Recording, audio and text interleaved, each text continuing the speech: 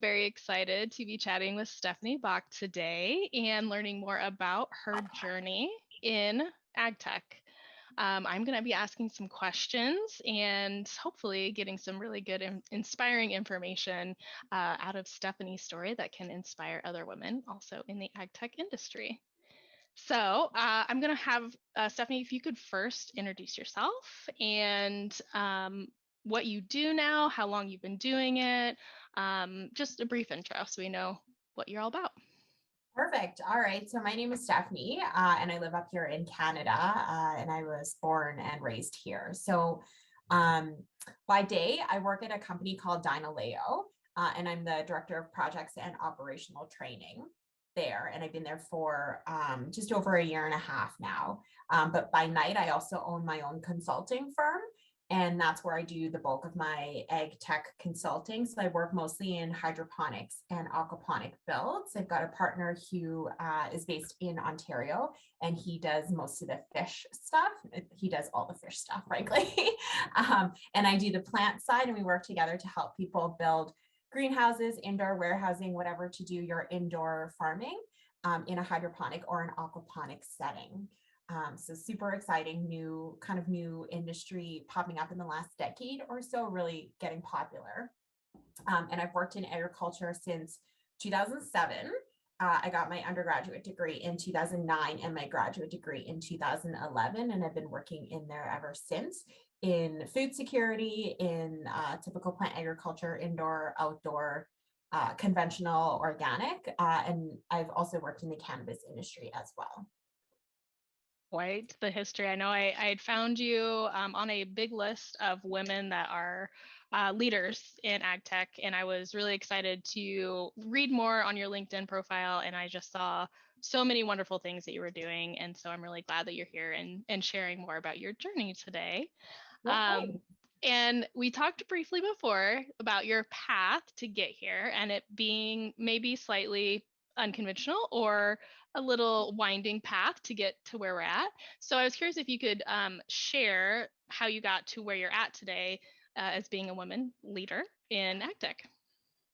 Sure. So you're right. I kind of started and I went down this windy path when I first started university. I actually was a math major, and that quickly didn't work out for me. So I switched out of that and I went over to biological sciences. I was really lucky in my undergraduate degree that I got to do an internship. So I took a year off and I worked for about 2 years in a biotech lab. Specifically with plants. I work with canola, hemp, flax, Arabidopsis, of course, is the standard plant that people work with in the lab. And it was there that I really totally did a 180 and I moved right into plants. I went and I did my graduate degree after that. In order to really secure that, to get that further education, because I switched career paths, I guess, near the end of my graduate degree. So since graduating, though, I've done all sorts of random things. Really, when you look at it, I've worked as a microbiologist. I've worked as a food tester, so working in like a CFIA adjacent testing lab to test food safety of food products. I have made oligo primers before using my molecular background to do DNA synthesis. And I've also, as I said earlier, done conventional and organic agriculture, indoor and outdoor agriculture. I got that 2-year stint where I learned a lot about aquaculture as well, which is why I ended up doing that with my consulting work. So a super windy path, all really in the back of my mind with this hope to stay connected to food science, and the agriculture behind it. So it's been a long time, probably like 15 years since school. And it has led me through a lot. I've learned a lot, and I have got a lot of skills from all of those experiences that really leads me to the position where I am in now, in order to be flexible with all of the different hats that I wear in my day job and in my night job. Yeah, and it sounds like it's spurred from a passion of yours. So I'm just curious if you would describe like why are you passionate about what you do? Yeah, I I really believe in agriculture and it being one of the ways forward for us. There's lots of reports out there that we're going to be over 9 billion people in a couple decades. That is, based on other reporting, hugely unsustainable for the world, for our earth, in terms of feeding people and the climate. So ag tech is really exploding. And there's a lot there that can really help us propel forward in order to support this booming population. So greener technologies to help with the climate, bringing food indoors. We're also running out of land, arable land for us to grow, right? So hydroponics is a great solution to that as well, bringing down those costs in terms of energy, and builds and things like that to make it sustainable really is one of the ways forward for agriculture. And we really need to be looking at this as a second avenue, not to replace conventional agriculture that's out there, but really to add to it so that we can support that. Also looking into, changing a little bit of how our diet is to help sustain that as well. So this is something that I'm super passionate about. I also, I am a pescatarian. So that means that I don't eat land animals. So I eat things that swim in the ocean. And that is preferred by me. It's also my body, right? I don't react very well to some of those harsher meats like red meats. So seafood is kind of better for my system. And I also believe that that is healthier for our planet as well. So changing the way that we look at our food, the way that we eat and consume, and changing the way our agriculture landscape is as well to help support that population that's going to be coming. I don't know if I've ever heard it said any better. I thought that was really beautiful. So I appreciate your passion and being able to just put it so nicely. And I am from the Midwest, so I definitely eat a lot of red meat. But I know it's not the best for my health. So having alternative, foods and diets and stuff like that is super important for everybody. For everybody. It's Yeah. wonderful. And it's not that I think that it's bad.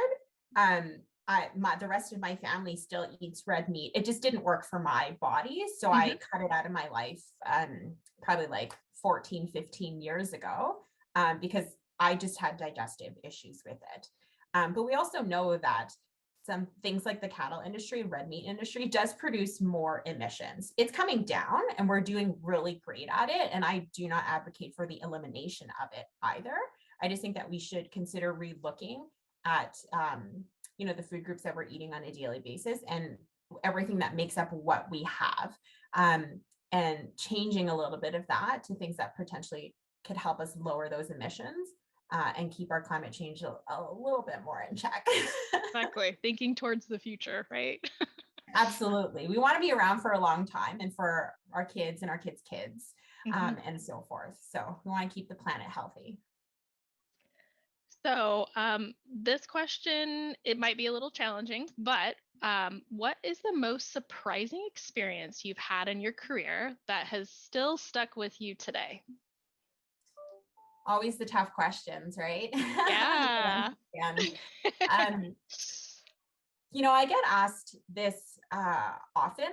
People, whenever they want to talk about you and how you get to where your career is, they always ask you, what's the good and the bad, the ugly, and things like that. And I would say that not everything in my career has been rosy, and rainbows and lollipops and stuff like that too. There's always bad things that come with it.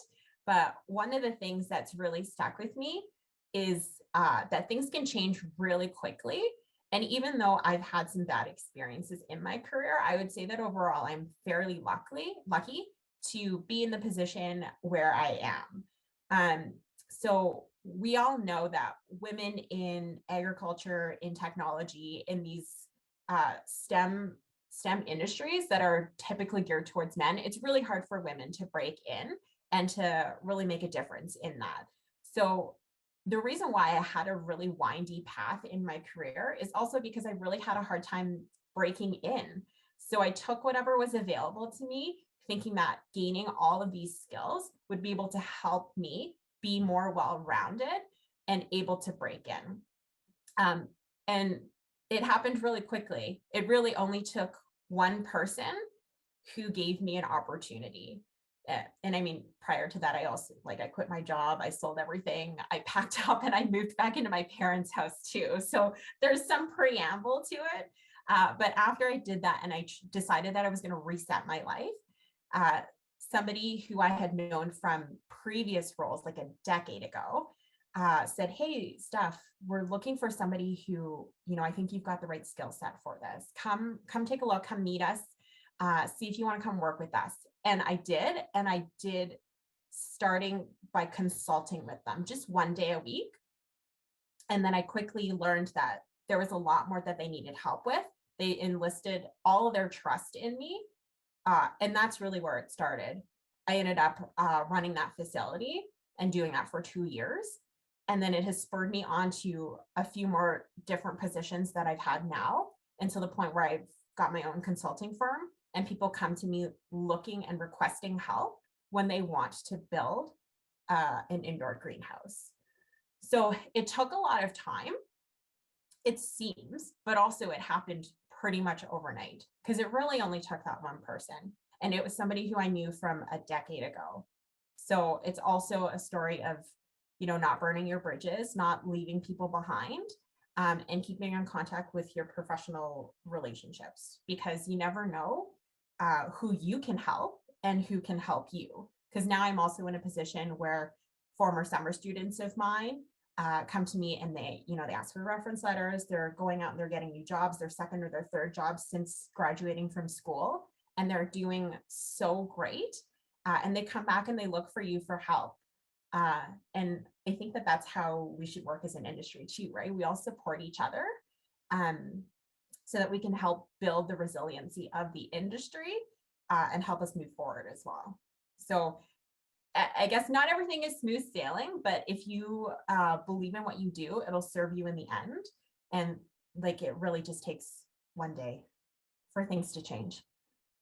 Love that. And I think it truly echoes why I wanted to really put together a group on LinkedIn, or however we end up connecting down the road. I think a LinkedIn group of women in ag tech was just a start. And as we build this community and help support and inspire each other, who knows who that one person will be for somebody else in this group or down the road.